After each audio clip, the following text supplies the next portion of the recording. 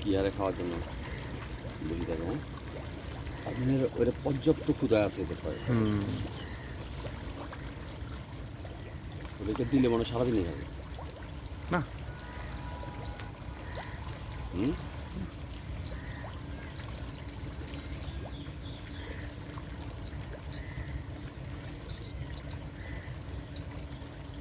মাছগুলো যদি যায় ওনারা ধরে সবগুলা। এখন যে একটা তিমি উপর দিয়ে উঠে এই তোরা কি করিস? হুম?